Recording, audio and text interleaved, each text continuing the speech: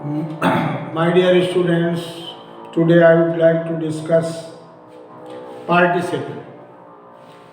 हिंदी में जिसको हम लोग पार्टिसिपल जो होता है वह कारण और कार्य का बोध करो। पार्टिसिपल के प्रयोग से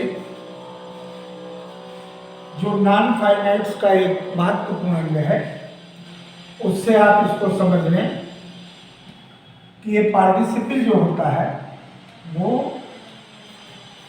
3 भागों में विभाजित किया जाता है। एक प्रेजेंट पार्टिसिपल,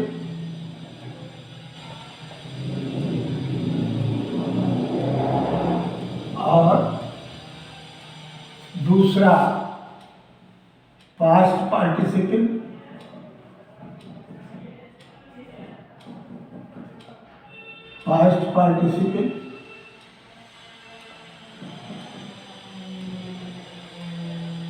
और तीसरा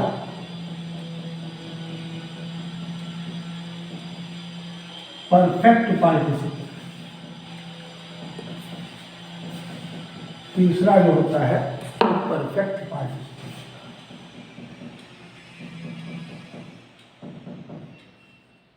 परफेक्ट पार्टिसिपल। अब प्रेजेंट पार्टिसिपल, पास्ट पार्टिसिपल और परफेक्ट पार्टिसिपल, इसमें आप ध्यान दें कि जो प्रेजेंट पार्टिसिपल होता है, जब दो कार्य एक साथ हो, जब दो कार्य एक साथ हो और कारण और कार्य भी हो। कारण कार्य कैसे हो? कारण प्लस कार्य। अब जैसे इसका जो यूज होता है पहले देख लो। इसके यूज में जो है वो वर्ब में आईएनजी लगाते हैं। वर्ब में आईएनजी। तो इसके यूज में सबसे महत्वपूर्ण चीज ये है कि जो हम आईएनजी लगाते हैं उसमें कारण कार्य का भाव, जैसे हमने कहा seeing a snake, he feared, सांप को देखकर वो डर गया। तो ये फाइनाइट वर्ब है, मुख्य क्रिया। तो मुख्य क्रिया का जो डरना है, इसका अर्थ, उसका कारण है सांप को देखना। सर्प को देखकर वह डरा। तो कारण और कार्य दोनों। कारण है देखना सर्प का और कार्य है डर गया। तो कारण कार्य संबंध होता है, इसमें कारण और कार्य संबंध होता है। और हिंदी में कर ये पहचान होता है, देख कर, सुनकर। और जो पास्ट पार्टिसिपल है,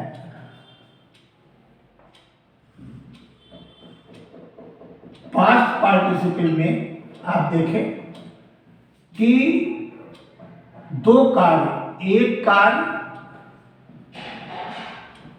भूत में, भूतकाल में, दूसरा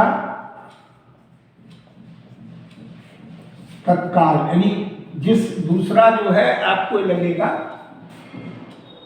दूसरा तत्काल, या उसको हम कहते हैं कि वर्तमान में।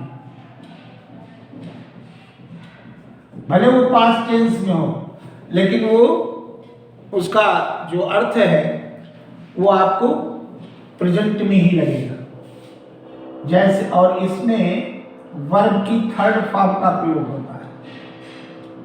वर्ब की थर्ड फॉर्म का प्रयोग। होगा। और जब इसका वर्ब की थर्ड फॉर्म का प्रयोग होता है तो आपको लगेगा कि यह वाक्य में एडजेक्टिव का कार्य करता है, एडजेक्टिव की भांति होता है। कैसे एडजेक्टिव की भांति होता है? जैसे हमने कहा he found his last bag, last bag. अब इस वाक्य में उसने अपना खोया हुआ थैला या उसे अपना खोया हुआ थैला मिल गया या उसने अपना खोया हुआ थैला पा लिया, प्राप्त कर लिया। तो कैसा थैला? खोया हुआ। इसका मतलब खोया था भूतकाल में, मिला। He found his lost bag। तो ये हो गया, एडजेक्टिव भी बना और यही पास्ट पार्टिसिपल हो गया, यही पास्ट पार्टिसिपल हो गया। अब आप देखें कि ही, इसमें यह क्रिया जो थर्ड, ये वर्ब की थर्ड फॉर्म में आई, कैसा थैला? खोया हुआ थैला। तो खोया हुआ इसका मतलब है अतीत में खोया, मिला, तो ये भाव आ गया, तो इसलिए यह पास्ट पार्टिसिपल है। अब हम परफेक्ट पार्टिसिपल की बात करते हैं। परफेक्ट पार्टिसिपल जो है वह वाक्य में, इसमें क्या होता है, इसको इधर देख लेते हैं अलग से। परफेक्ट पार्टिसिपल में इसको अलग से देख लीजिए।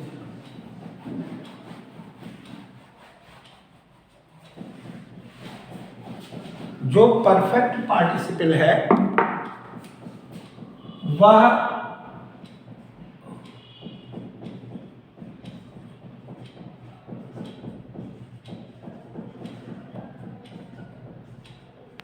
जब बोध कराता है तो दो कार्यों के बीच में गैप ऑफ टाइम होता है, गैप ऑफ टाइम होता है, पक्का इंटरवल होता है। दो कार्यों के बीच में गैप ऑफ टाइम होता है, थोड़ा इंटरवल होता है, यानी कार्य एक के बाद एक होगा, जैसे भूतकाल में हुआ, यानी पास्ट पार्टिसिपल की परिस्थिति जहां बनी थी वहां, लेकिन उसमें क्या होता है कि क्रिया जो होती है वह साथ ही साथ हो जाती है। मतलब एक अतीत में हुई, एक वर्तमान में हुई, लेकिन जो आप कहेंगे जो, तो वो मिली, जब चीज वस्तु मिली उस समय आपको लगा कि ये पहले गई, खोई थी, पहले नहीं थी, अब हो गई। लेकिन इसमें क्या होगा, दो कार्यों के बीच में इंटरवल होगा, गैप ऑफ टाइम। और इसका जो यूज होता है वो हैविंग प्लस वर्ब की थर्ड फॉर्म, और ये एक्टिव वॉइस में, एक्टिव वॉइस में होता है। पैसिव वॉइस में इसका जो है हैविंग बीन कर देते हैं। क्या कर देते हैं? हैविंग बीन प्लस वर्ब की थर्ड फॉर्म, ये पैसिव वॉइस में होती है। और हैविंग बीन के अतिरिक्त बीइंग और थर्ड फॉर्म भी कर सकते हैं, बात यही, अथवा पैसिव वॉइस। अब देखें उदाहरण के तौर पे, एक उदाहरण देते हैं, आप उदाहरण देख लें। उदाहरण के तौर पे जैसे मानिए कि परफेक्ट पार्टिसिपल का उदाहरण, फॉर एग्जाम्पल जैसे हमने कहा having taken food, he slept, और इसमें कर चुकने के बाद ऐसा भाव आएगा, कर चुकने के बाद, having taken food he slept, खाना खा चुकने के बाद वो सो गया।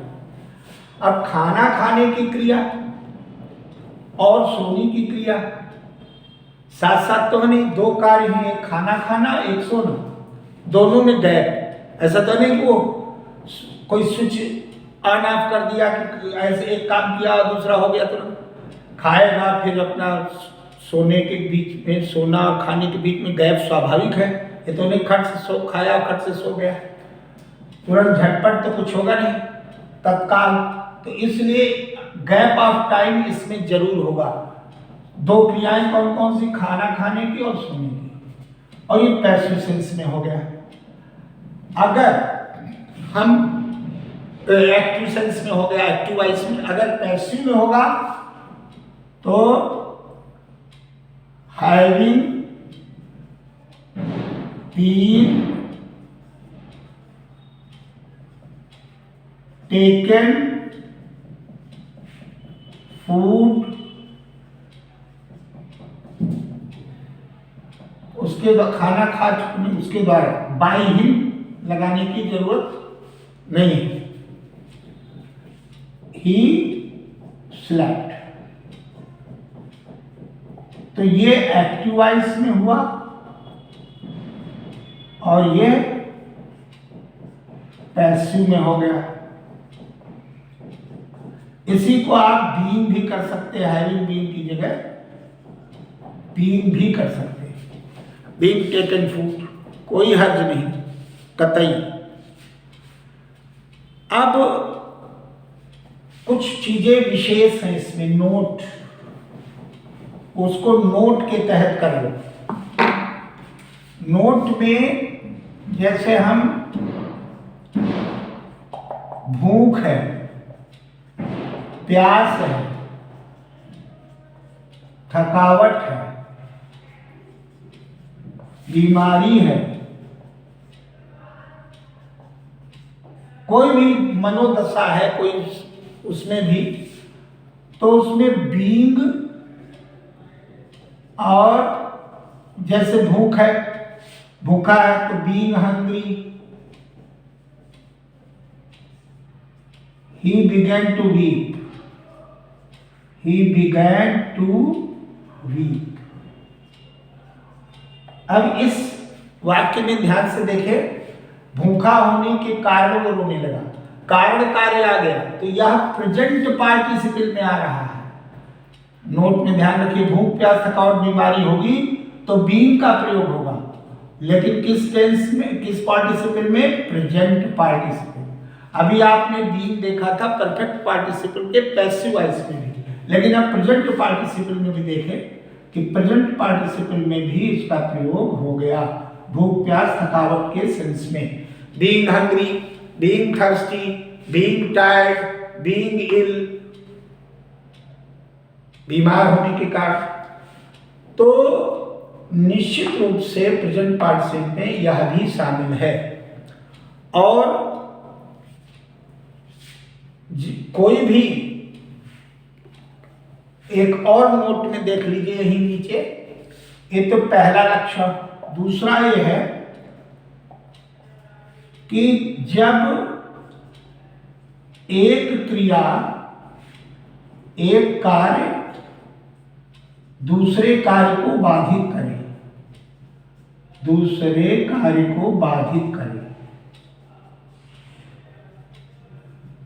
अगर एक कार्य दूसरे कार्य को बाधित करता है तो व्हाइल का प्रयोग करते हैं। प्रेजेंट पार्टिसिपल में व्हाइल का प्रयोग होता है। कैसे होता है वो आप अभी देखेंगे। अब जैसे इसका मैं उदाहरण देते हुए समझा रहा हूं कि प्रेजेंट पार्टिसिपल में व्हाइल का प्रयोग कैसे होता है। ध्यान से देखिए, जैसे while I was sleeping, while I was sleeping, my friend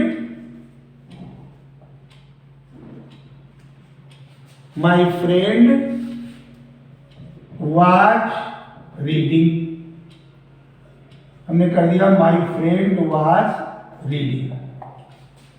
ऐसे भी प्रयोग हो जाएगा, while I was sleeping, my friend was reading। यानी जब मैं सो रहा था तो मेरा मित्र जो है वो पढ़ रहा था। अब इस वाक्य में ध्यान से देखें कि एक क्रिया स्लीपिंग क्रिया और रीडिंग क्रिया, दो क्रियाएं, लेकिन इसमें कर्ता भी दो होते हैं। सब्जेक्ट अलग अलग होंगे, है वही प्रेजेंट पार्टिसिपल, अलग अलग होते हैं। बाधित करने का जहां तक सवाल है, हमने कहा while I was walking on the road, I found a snake. अब अगर बाधित होगी, जैसे मैं सड़क पर टहल रहा था, मैंने एक सांप देखा, चाहे तो आप इसको ऐसे बना सकते हैं while walking on the road I found it, या I found a snake while walking on the road, ऐसे भी बन सकता है, कोई दिक्कत नहीं। while, इसको पलट दीजिए, I found a snake while walking on the road, I found a snake while walking on the road, walking on the road, यह भी बन जाएगा, कोई दिक्कत नहीं। तो ये प्रेजेंट पार्टिसिपल में हो गया। क्रिया विवादित हो गई कि बस चल रहे थे तो एकदम से आप शब्द रुकेंगे, सांप देखा ठहर गए। और दूसरी चीज, इसमें बाधित होने वाले भी सब्जेक्ट एक ही है, और इसमें ये सब्जेक्ट अलग है और ये सब्जेक्ट अलग है। जब मैं कुछ और काम कर रहा था तो दूसरा कुछ और कर रहा था, तो दोनों एक सब्जेक्ट के द्वारा संपादित क्रियाएं नहीं होंगी। लेकिन दूसरी स्थिति यह भी है व्हाइल के प्रयोग में कि कार्य बाधित होगा। जब मैं टहल रहा था तभी सांप दिखा, तो व्हाइल के प्रयोग से भी हम इसको हिंदी में ऐसे भी कर सकते हैं, सड़क पर चलते समय मैंने सांप देखा, या सड़क पे चलते चलते मैंने सांप देखा। एक और उदाहरण, जैसे मैं कहूं वह पढ़ते पढ़ते सो गया, वह पढ़ते पढ़ते सो गया, तो हम कहेंगे ही स्लेप्ट।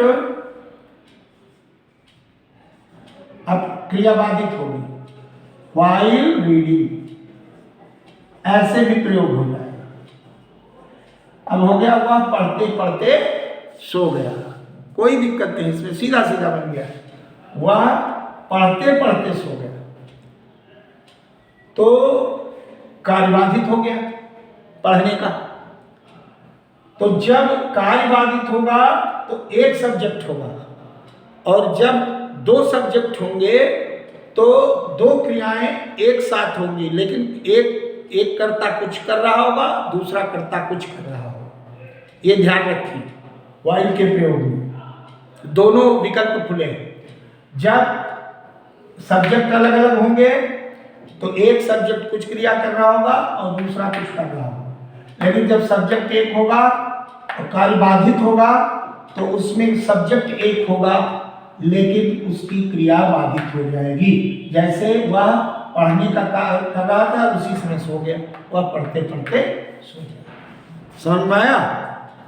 तो इस प्रकार से इसका अभ्यास निरंतर जारी रहेगा और इसको बार बार आप अभ्यास करेंगे. Hopefully it will be very very beneficial in examination point of view. Thank you very much.